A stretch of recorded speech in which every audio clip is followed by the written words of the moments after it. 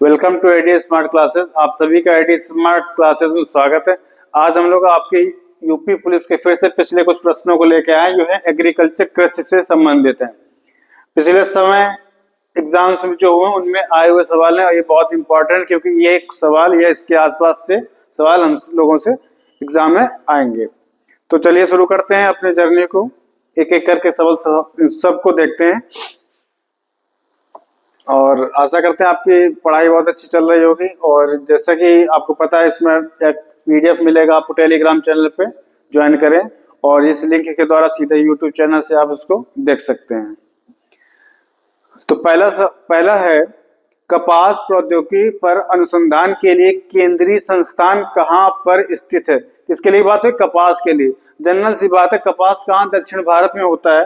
दक्षिण भारत में होता है। तो ये जो दो जिले हैं, दो जगह है, दिल्ली है, जयपुर, ये तो मतलब ऑलरेडी एलिमिनेट हो जाएगा। अब नागपुर और मुंबई की बात आती है, तो अनुसंधान की बात हो तो अच्छी जगह होगा, इसलिए कहां पर रखा गया? मुंबई। Option number A. अगला है, अंगूर की खेती को आमतौर पर क्या कहा जाता है? देखिए 2020 में सवाल आया आपका अंगूर खेती को सेरीकल्चर, ईवीकल्चर, मोरीकल्चर और विटीकल्चर। तो अंगूर की खेती को बेटा विटीकल्चर कहते हैं। अच्छा, बाकी सेरीकल्चर, एविकल्चर, मोरिकल्चर क्या है? कमेंट बॉक्स में इसको जरूर बताएं। अब आगे, निम्नलिखित में से किसकी खेती भारत में जायद फसल के रूप में की जाती है? कौन सी फसल? जायद फसल की बात हो रही। किसकी खेती की जाती है? कपास, गेहूं, तरबूज, सोयाबीन। तो ये है तरबूज। तरबूज की खेती जायद फसल के रूप में की जाती है। अब चलते हैं आगे।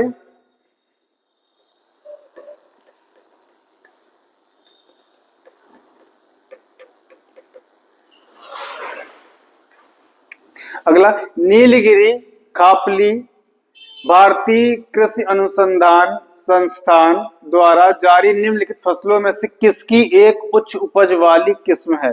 देखिए नीलगिरी जो है अनुसंधान, उसके द्वारा बताया जा रहा है कि कौन सी फसल सबसे ज्यादा उपज वाली है। चावल, लार्मा रोजा, सरसों और अंकुर। सरसों और अंकुर। तो इनके द्वारा जो बताया गया था, जो फसल नीलगिरी खापली भारतीय कृषि अनुसंधान संस्थान द्वारा, तो वो किस फसल बोला गया? अंकुर को। अंकुर जो है ये फसल क्या ज्यादा उपज देती है। फिर है, निम्नलिखित में से कौन सा विकल्प भारत में रबी फसल का उदाहरण नहीं है? देखिए भारत में एक फसल की बात हो रही है और रबी फसल का उदाहरण नहीं है। सरसों, गेहूं, कोहड़ा और जौ। कोहड़ा जो है भारत का रबी फसल का उदाहरण नहीं है। अगला, भारत सरकार द्वारा अधिकृत निकाय एपीईडीए कृषि क्षेत्र में निम्नलिखित में से किस पक्ष से संबंधित है? तो किस पक्ष से संबंधित है? ऑप्शन है, समुद्री खाद्य पदार्थ का विपणन, कृषि व्यापार क्षेत्र सृजन, प्रसंस्कृत खाद्य उत्पादों का निर्यात, कृषि अर्थव्यवस्था को पुनर्जीवित करना। तो देखिए विपणन जो शब्द है ये आपका मार्केट है, बाजार होता है, ठीक है। और इसका सही जवाब क्या? प्रसंस्कृत खाद्य उत्पादों का निर्यात। क्या है? प्रसंस्कृत खाद्य उत्पादों का निर्यात। इसी के साथ अब चलते हैं अगले सवाल पे।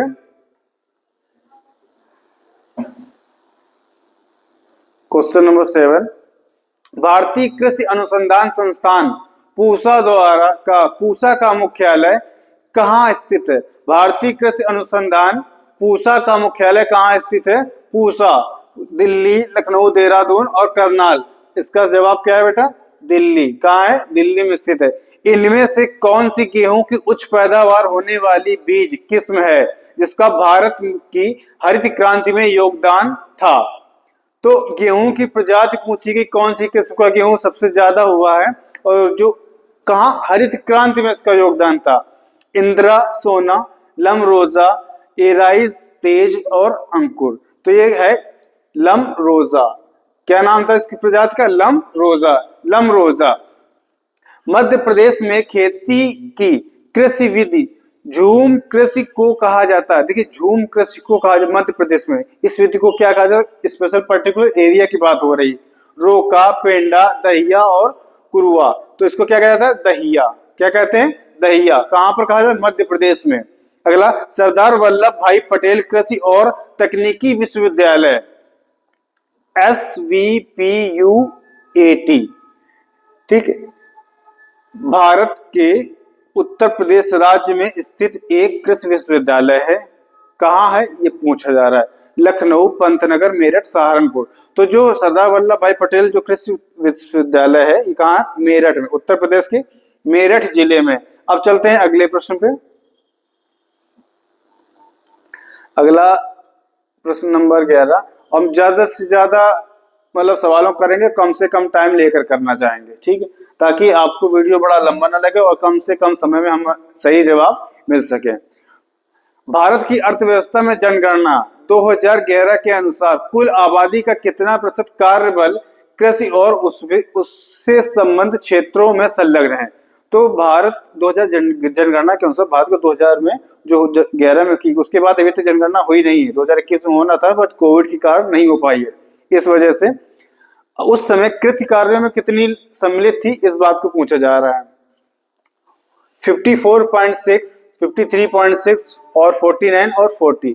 तो 54.6% कृषि कार्यों में जनगणना जो है मतलब जो पब्लिक है सम्मिलित थी कृषि कार्यों में भारत में, और कब, 2011 के अनुसार। अगला प्रश्न, वर्ष 2019-20 में देश के सकल मूल संवर्धन में कृषि और उससे संबंध यानी संबंध क्षेत्रों की भागीदारी लगभग कितने प्रतिशत रही? वर्तमान मूल्यों पर 19-20 का डाटा है 15.8%, 17.8%, 13 और 40। सही जवाब इसका क्या, 17.8% रही बेटा। कितनी, 17.8% रही है। आगे, निम्नलिखित में से कौन सी फसल खाद्य फसल नहीं, खाद्य फसल नहीं है, मतलब ऐसा कौन सा जो डायरेक्ट नहीं खाया जाता उसको, तो क्या है, गेहूं खाद्य फसल है, चावल, दाल सब कुछ रेगुलर खाया जाता है। इलायची, क्या इलायची क्या खाद्य फसल नहीं है, ये मसाले में आता है। इसके बाद नेक्स्ट आते हम लोग सवाल नंबर 14। निम्नलिखित में से कौन सी फसल नकदी फसल की श्रेणी में नहीं आती है? नकदी फसल मतलब ऐसी फसल जो तुरंत उपज हो और उसे बेच कर डायरेक्ट किसान को पैसा मिले, जैसे कपास, दालें, जूट और गन्ना। तो कपास है, जूट है और गन्ना, ये सब कैसी नकदी फसलें हैं। कैसी है, नकदी फसलें। आपसे पूछा क्या गया है, नहीं आती, तो नहीं के लिए हमारा सही जवाब क्या है बेटा, दालें। क्या सही जवाब है, दालें। बाकी तीनों नकदी फसल है, इस बात का ध्यान रखें, जल्दबाजी में आंसर गलत मत करें। और सही जवाब क्या हो जाएगा, ये दालें, ठीक। निम्नलिखित फसलों में से कौन सी फसल रोपड़ फसल की श्रेणी में नहीं आती? देखिए रोपड़ का मतलब क्या होता है, रोपना, रुपाई करना, लगाना, बोना, ऐसा। तो जैसे चाय, कॉफी, इलायची और रबड़, ऐसी कौन सी फसल है जो रोपड़ के दर्जे में नहीं आती? तो वो फसल कौन सी है, इलायची। कौन सी है, इलायची। बाकी की रुपाई होती है। अगला, हॉर्टिकल्चर किस शाखा का शब्द है? क्या है, हॉर्टिकल्चर किस शाखा का शब्द है? शाखा गलत है बेटा, भाषा होना चाहिए, भाषा। किस भाषा का शब्द है? फ्रेंच, पुर्तगाली, लैटिन और सोनिस। तो ये किस भाषा का है, लैटिन भाषा का है हॉर्टिकल्चर। अगला, देश की कृषि जीडीपी में बागवानी फसलों का कितना योगदान है? तो बागवानी फसलों की बात हो रही है, देश के जीडीपी में कितना प्रतिशत योगदान है? कितना प्रतिशत योगदान है? 40%, 30.4, 43.05 और 39%। तो सही जवाब है 30.4। ये डाटा बेटा हर साल बदलता रहता है, हर साल बदलता रहता है, नया जीडीपी, नया बजट, उस हिसाब से। तो ये हो सकता है आपसे पहले का भी पूछ दे, कोई बड़ी बात नहीं, बट करंट का हम लोग विशेष ध्यान देंगे। फल एवं सब्जी उत्पादन की दृष्टि से भारत का विश्व में कौन सा स्थान है? देखिए फल और सब्जी उत्पादन भारत का विश्व में, भारत एक ऐसी जगह है जहां बहुत विभिन्न टाइप के फल भी पाए जाते हैं और सब्जियों का भी बहुत अच्छा उत्पादन होता है। तो इसका उस पहला, दूसरा, तीसरा, चौथा कौन सा स्थान है? दूसरा स्थान है भारत का विश्व में। आम, केला, काजू के उत्पादन में कौन सा देश शीर्ष उत्पादक है? कौन कौन सा? आम, केला, काजू के उत्पादन में कौन सा देश शीर्ष उत्पादक है? कौन सा देश? चीन, ब्राजील, भारत, अमेरिका। चीन, ब्राजील, भारत, अमेरिका। तो इनके उत्पादन में सबसे ज्यादा कौन सा देश है? डायरेक्ट आपसे यह कहा जा रहा है। तो वो देश का नाम क्या है? भारत। भारत इन सब में अग्रणी है उत्पादक में। आगे, मसालों का सबसे बड़ा उत्पादक और निर्यातक देश है। मसालों का सबसे बड़ा उत्पादक और निर्यातक देश है। मसाले, आधुनिक भारत पढ़ेंगे वहां से तो पता ही होगा मसाले कितना यहाँ से लोग ले जाते, 60 गुना रेट में बाहर बेचते थे। वास्को द गामा नाम सुना होगा। तो ये कौन सा अग्रणी देश है? भारत। भारत सरकार ने राष्ट्रपति बागवानी बोर्ड की स्थापना कब की थी? राष्ट्रवाणी बोर्ड की स्थापना कब की थी पूछा जा रहा है। 1988, 1984, 1985 और 98। तो 1984 में किया था भारत सरकार ने राष्ट्रीय बागवानी बोर्ड की स्थापना। कब किया? 1984 में। अब चलते हैं अगले सवाल की तरफ।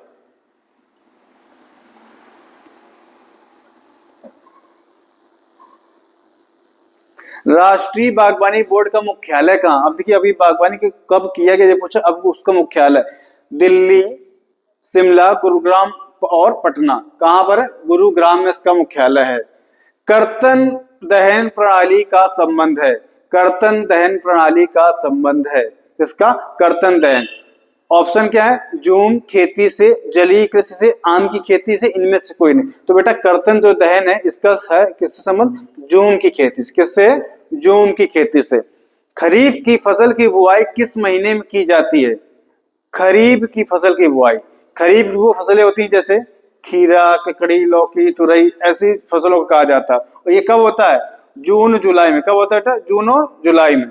जून और जुलाई के महीने में इनकी बुआई होती है। बुआई, बुआई कहा गया ना कि पूरा उसका टाइम पूछा गया। आगे, निम्न में से कौन खरीफ की फसल नहीं है? अब खरीफ की फसल नहीं है कहा गया। अब नहीं का मतलब 3 होंगी, ये बात क्लियर है। देखिए तो कौन कौन सी?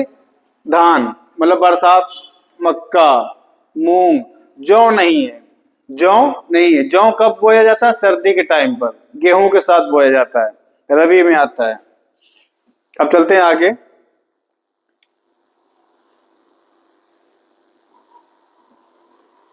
सवाल नंबर 26। शीतकालीन पश्चिमी विक्षोभ से किस फसल को फायदा होता है? पश्चिमी विक्षोभ मतलब शीतकालीन, सर्दियों में ऐसी कौन सी फसल है जिसको शीतकालीन रूप से फायदा होता है? रबी, खरीफ, जायद और इनमें से कोई नहीं। बेटा खरीफ बरसात में होता है, शीतकालीन की बात कर रहा है। रबी फसल वही गेहूं वाली आपकी, सर्दियों में वही होती है, जनरल सी बात है। कौन सी फसल को फायदा होता है? रबी। फिर इसके बाद निम्नलिखित में से कौन रबी की फसल नहीं है? कौन रबी फसल नहीं है? देखिए, गेहूं, जौ और चना, ये सब सर्दी वाले आइटम है जो रबी फसल में आते हैं। सोयाबीन नहीं होता है इसमें, ठीक। और आपसे नहीं ही पूछा गया था। इस प्रकार से इसका जवाब क्या बेटा? Soybean, option number C. आगे, निम्नलिखित में से कौन जायद की फसल नहीं है? जायद की फसल नहीं है। जायद वाली कौन सी फसलें होती हैं? जो इनके बाद आएगा। किनके बाद? रबी की फसल के बाद आएगा। रबी की फसल के बाद आएगा। क्या क्या है देखो? तरबूज, खीरा, मक्का और ककड़ी। तो क्या नहीं कहा गया? मक्का। मक्का, मक्का नहीं इसमें, ठीक है, मक्का नहीं है। बाकी इसमें जायद में हो गया। आगे अगला सवाल है, चावल की खेती के लिए उच्च तापमान तथा आर्द्रता क्रमशः निम्नलिखित में से किससे अधिक या ऊपर होना चाहिए? चावल की खेती के लिए पूछा जा रहा है तापमान और वर्षा का लेवल कितना, किससे ऊपर नहीं होना चाहिए, ज्यादा नहीं, टेम्परेचर भी ज्यादा ना हो और बारिश भी उससे ज्यादा ना हो। चावल की खेती क्या टेम्परेचर? 25 डिग्री से 100 सेंटीमीटर वर्षा, 25 से 50 सेंटीमीटर बारिश और 50 से 250 सेंटीमीटर तो आदमी खत्म हो जाएगा, इतना गर्म हो जाएगा। तो ऑप्शन यूं ही गलत हो गया। फिर इसे दो, ये अगला ऑप्शन गलत हो। अब बात आती केवल 2 ऑप्शन में। 50 सेंटीमीटर बहुत कम बारिश होती है, इस वजह से नहीं होगा। तो चावल को क्या चाहिए? 25 और 100। दूसरा 28 नंबर सवाल में क्या, फिर से एक बार देख लेते हैं। जायद कहा गया, तो बेटा जायद की फसल, तरबूज, खीरा, ककड़ी, ये जायद में आता। पिछले सवाल में शायद मैंने खरीफ बोल दिया था, गलत था। ठीक, अब आगे चलते हैं। आगे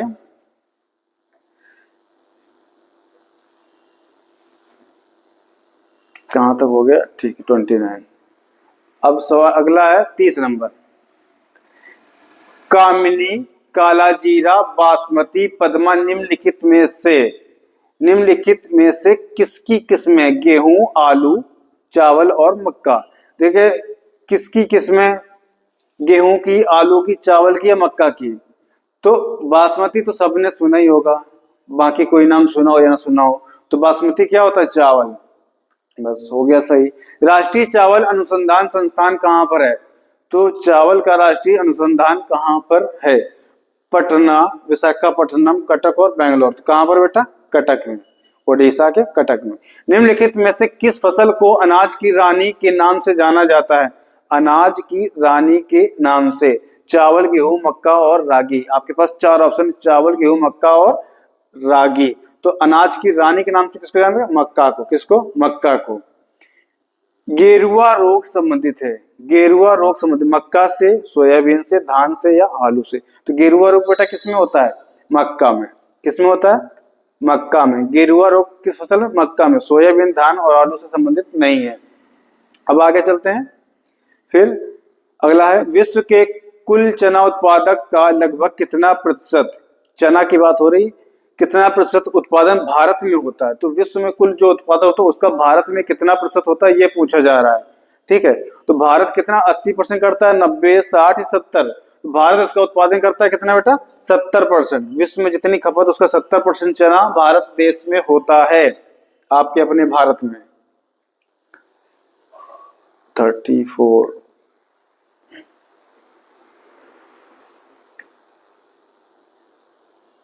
5।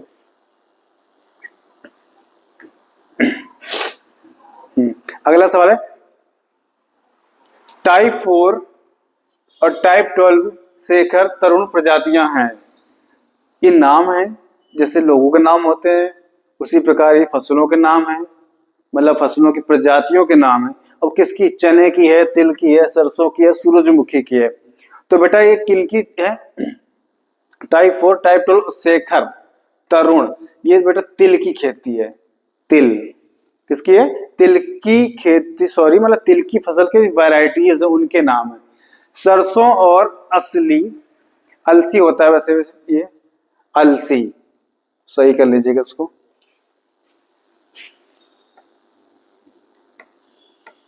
अलसी, सरसों और अलसी निम्नलिखित में से कौन सी फसल है? रबी, खरीफ, जायद या कोई नहीं? सरसों रबी, सर्दियों वाली खेती बेटा, रबी। ठीक, निम्नलिखित में से कौन फसल रबी तथा खरीफ दोनों ऋतुओं में उगाई जाती है?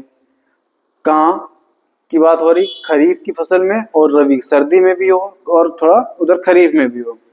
सोयाबीन, अरंडी, मक्का, चना। सोयाबीन, अरंडी और क्या है? मक्का और चना। तो बेटा कौन सी फसल है? अरंडी। क्या है? अरंडी। भारतीय चाय बोर्ड का मुख्यालय कहाँ स्थित है? चाय बोर्ड का मुख्यालय भारत में कहाँ पर स्थित? भारतीय राष्ट्रीय, बेंगलोर, कोलकाता, हैदराबाद, पुणे। इसका जवाब है क्या बेटा? कोलकाता। अगला,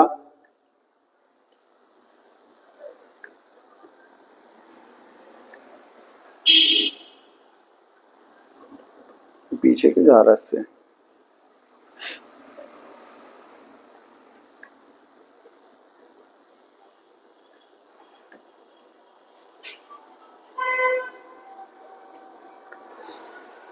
हम लोग पहुंच गए 34, 35 हो गया, 39।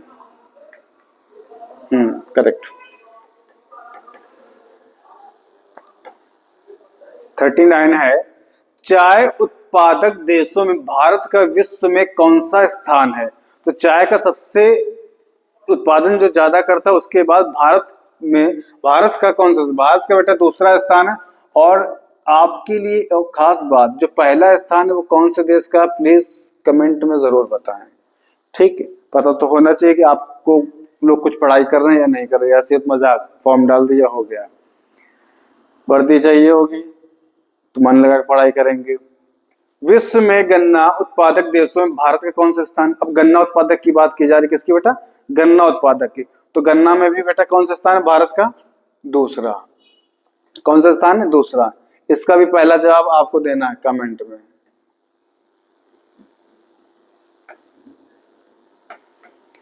दोनों के जवाब दीजिए। कपास उत्पादन के लिए कौन सी फसल मिट्टी उपयुक्त मानी जाती है? ये कपास उत्पादन के लिए कौन सी मिट्टी फसल के लिए उत्पादक मानी जाती है? थोड़ा सा आगे पीछे शब्द हो गए होंगे, ठीक है। तो कपास के लिए बेटा कौन सी मिट्टी? काली, लाल, दोमट और बलुई। सबसे ज्यादा कौन सी कपास की? काली मिट्टी। जितना दक्कन का पठार है सब पूरा कपास इधर ही होता है। अगला, हरित क्रांति का जनक किसे मानते हैं? हरित क्रांति का जनक किसे मानते हैं? Norman Borlaug, MS. स्वामीनाथन और अमर्त्य सेन। नॉर्मन क्या है? Norman Borlaug, MS. स्वामीनाथन और अमर्त्य सेन। तो सही जवाब बेटा क्या है? Norman Borlaug. किसके? हरित क्रांति के जनक इन्हीं को कहा जाता है। अब आगे बात करते हैं अगला सवाल नंबर 43 है, भारत में हरित क्रांति का नेतृत्व किसने किया? भारत में हरित क्रांति का नेतृत्व किसने? बेटा नेतृत्व किया था एम.एस. स्वामीनाथन ने, और जनक कौन थे इनके? Norman Borlaug. अभी मैंने पिछले सवाल तक पिछला ही सवाल मिला इसका है। नॉर्मन बोरलॉग है वैसे। बोरलॉग को 1970 में किस देश में नोबेल पुरस्कार दिया गया था? कब? 1970 में। किसमें? कृषि के क्षेत्र में, सॉरी किस क्षेत्र में, देश मैंने बोल दिया, किस क्षेत्र में दिया गया था? शांति क्षेत्र में, साहित्य के क्षेत्र में और चिकित्सा के क्षेत्र में। तो इनको कहां दिया गया था? शांति के क्षेत्र में दिया गया था। किस क्षेत्र में? शांति के क्षेत्र में। हरित क्रांति की जरूर है खेती के लिए, बट जो उनको नोबेल पुरस्कार मिला वो मिला बेटा शांति के क्षेत्र में, पीस नोबेल है। अगला, निम्नलिखित में से कौन सी फसल हरित क्रांति में शामिल नहीं थी? गेहूं, चना, ज्वार, मक्का। हरित क्रांति की बात हो रही, किसकी? हरित क्रांति की। और क्या पूछ रहा है? कौन सी फसल शामिल नहीं थी? क्या क्या? गेहूं, चना, ज्वार और मक्का। तो बेटा चना नहीं शामिल था। क्या? चना शामिल नहीं था, ठीक है। श्वेत क्रांति का संबंध किससे है? अंडा, दूध, सेव, आलू। श्वेत क्रांति, सफेद क्रांति। बेटा सफेद अंडा सोच के मत लगा देना उसको, हाँ। दूध से है। किसकी है? दूध से श्वेत क्रांति की का संबंध है। अगला प्रश्न है 47।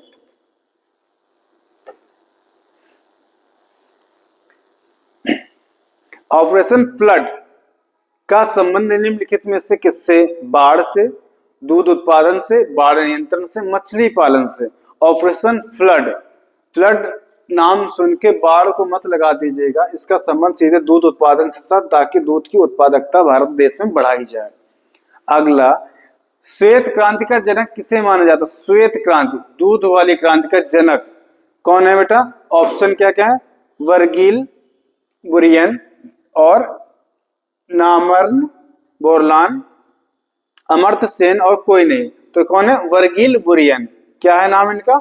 वर्गील बुरियन। पीली क्रांति का संबंध बेटा, पीली क्रांति किससे? पीली क्रांति। ऑप्शन क्या क्या है इसके? आम, चाय, तिलहन, चना। हो सकता है पीला आम आपको समझ में आ रहा हो, पीला होता है, नहीं।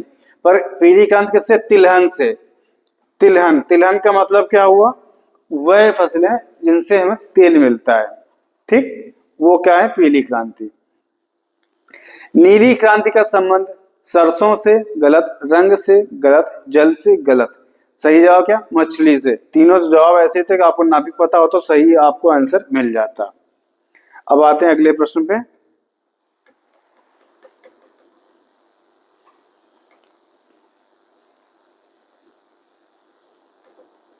अगला प्रश्न, मांस प्रसंस्करण और झींगा मछली के उत्पादन का संबंध निम्नलिखित में किस क्रांति से है? लाल, पीली, गुलाबी और गोल क्रांति। चार ऑप्शन है हमारे पास, लाल, पीली, गुलाबी और गोल क्रांति। बेटा गुलाबी क्रांति किससे? गुलाबी क्रांति मांस प्रसंस्करण और झींगा मछली से। लाल क्रांति का संबंध है मांस प्रसंस्करण, टमाटर, मिर्ची और आलू। आलू तो हो ही नहीं सकता, आलू कहाँ लाल कहा जाएगा। मांस का क्या था बेटा? ऊपर गुलाबी था, दो ऑप्शन यूं ही हट गए। मिर्ची को लेंगे नहीं, इसका सही जवाब ऐसे है टमाटर। टमाटर का उत्पादन को बढ़ाने के लिए इस क्रांति को क्या नाम दिया गया? लाल क्रांति। ठीक है। अब अगला है केंद्रीय शुष्क क्षेत्र अनुसंधान कहाँ, अनुसंधान संस्थान कहाँ स्थित है? केंद्रीय शुष्क क्षेत्र कहाँ स्थित है? जयपुर, जोधपुर, पंजाब और चंडीगढ़। चार ऑप्शन है, जयपुर, जोधपुर, पंजाब और चंडीगढ़। सही जवाब बेटा क्या है? जोधपुर। क्या है? जोधपुर। ठीक। केंद्रीय पक्षी अनुसंधान केंद्र, इस सवाल को और भी ऐसे समझ सकते थे, चंडीगढ़ और पंजाब नहीं हो सकते हैं। उसका रीजन ये है ना होने का क्योंकि शुष्कता की बात की गई है और जयपुर राजस्थान का जो क्षेत्र वो शुष्क है, उस बिहार पे दो ही ऑप्शन बचते हैं हमारे। केंद्रीय पक्षी अनुसंधान केंद्र कहाँ है? केंद्रीय पक्षी अनुसंधान कानपुर, भोपाल, इज्जतनगर और जोधपुर। तो केंद्रीय बेटा पक्षी अनुसंधान कहाँ है? इज्जतनगर। कानपुर में नहीं, इज्जतनगर में, उत्तर प्रदेश के इज्जतनगर। चलते हैं अगले प्रश्न पे। अगला प्रश्न है केंद्रीय बकरी अनुसंधान केंद्र कहाँ है? बकरी अनुसंधान, देखिए ये प्रश्न यूपी पुलिस के साथ साथ कहाँ, यूपी के आरओ एआरओ में भी आ चुका है। ठीक है, यूपी के आरओ एआरओ में आ चुका है।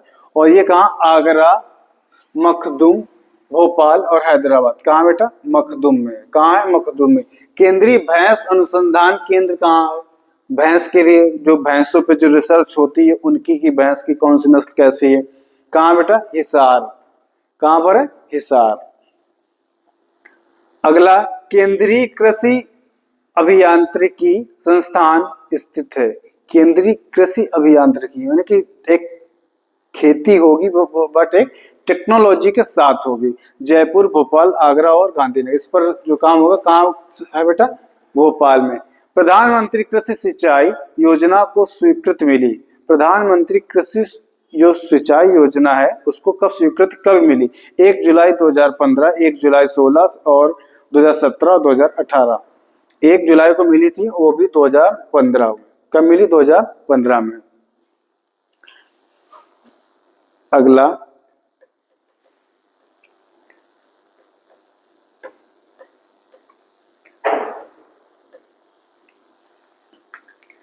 है मृदा स्वास्थ्य कार्ड योजना का प्रारंभ किस राज्य से हुआ?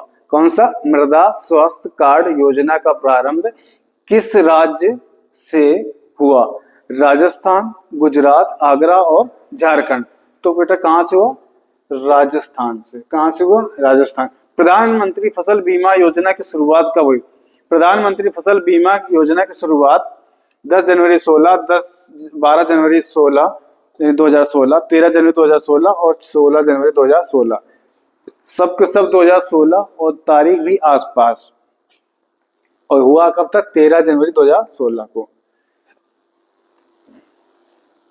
प्रधानमंत्री किसान सम्मान निधि पीएम, प्रधानमंत्री किसान सम्मान निधि योजना के तहत किसानों को कितनी सहायता राशि प्रति वर्ष दी जाती है?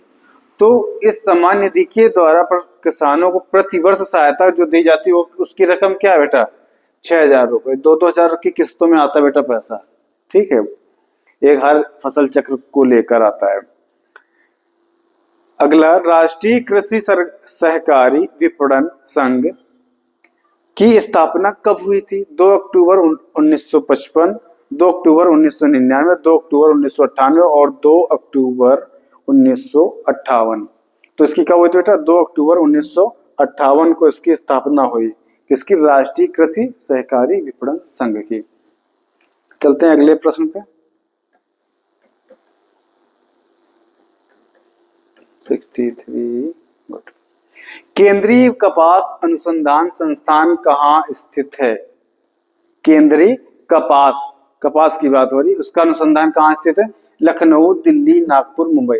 देखिए कपास ज्यादा होता किधर है? महाराष्ट्र एरिया में। तो दिल्ली, लखनऊ तो अनुसंधान होने से पॉसिबिलिटी नहीं है। तो इसका कपास का कहाँ पर है?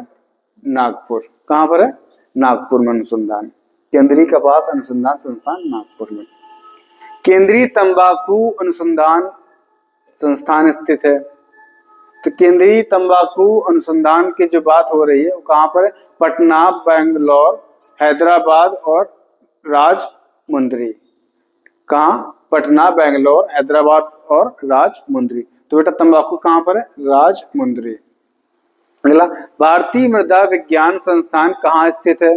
कानपुर, भोपाल, लखनऊ, बेंगलोर। कानपुर, भोपाल, लखनऊ, बेंगलोर। तो मृदा का जो है विज्ञान संस्थान कहाँ बेटा? भोपाल में। भारतीय सब्जी अनुसंधान संस्थान स्थित है वाराणसी, लखनऊ, कानपुर, गांधीनगर। तो बेटा कहाँ पर है?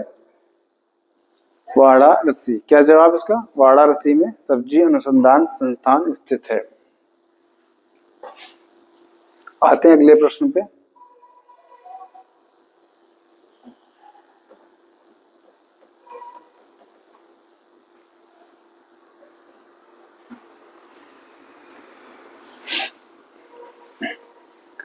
भारतीय तिलहन अनुसंधान संस्थान स्थित। तिलहन, दलहन की बात नहीं हो रही जो कानपुर को टिक मार दें। तिलहन की बात हो रही। कानपुर, हैदराबाद, नागपुर, बीकानेर। सही जवाब क्या बेटा? हैदराबाद। राष्ट्रीय लीची अनुसंधान केंद्र स्थित है। लीची के लिए तो लीची बेटा सबसे ज्यादा मुजफ्फरनगर में होती है और अनुसंधान केंद्र भी कहाँ है? मुजफ्फरनगर, बिहार के मुजफ्फरनगर में। अब आगे बात करते हैं उत्तर पूर्व भारत में कर्तन दहन प्रणाली को किस नाम से जाना जाता है? देखिए ये और भी पहले आया था नाम, ठीक है, कर्तन वाला। तो क्या झूम खेती कहा जाता है? क्या झूम खेती? तो क्या नाम बेटा? झूम। ठीक। अगला, अंतरराष्ट्रीय चावल अनुसंधान संस्थान ने विटामिन की कमी को दूर करने के लिए जीन परिवर्तन द्वारा कौन सी चावल प्रजाति को विकसित किया? मतलब किस लिए किया? देखो विटामिन को पूरा करने के लिए चावल के जीन में परिवर्तन किया। उसका नाम क्या है? कुफरी, पूसा बासमती, गोल्डन राइस और बीटा राइस। तो क्या नाम बेटा? Golden rice. क्या नाम? Golden rice. इसके साथ ही हम लोगों ने एग्रीकल्चर पर आए हुए लगभग क्या पूरे 70 सवालों को किया, 70 प्रश्नों को हमने हल किया। और इसी प्रकार अब आगने वाले वीडियोस में आपको अन्य क्षेत्रों, अन्य विषयों के और टॉपिक्स के वीडियो मिलेंगे। तब तक के लिए सभी को क्या बोलें, बहुत बहुत धन्यवाद। आपने हमारा चैनल देखा और अपना चैनल देखना मजाक के लिए मत देखिएगा। देखिए बहुत ही अच्छा कंटेंट, बहुत समय लगता है बनाने में, प्रश्नों को ढूंढना, उठाना, कौन कहाँ से आया हुआ है, फिर उनको क्रमबद्ध रूप से लगाना। ठीक है, तो सब कुछ आप लोगों के लिए बिल्कुल फ्री है यूट्यूब पे। ज्यादा से ज्यादा चैनल को लाइक करें, सब्सक्राइब करें और शेयर करें। धन्यवाद दोस्तों, फिर मिलते हैं अगले वीडियो में कुछ आपके लिए नया लेके। जय हिंद।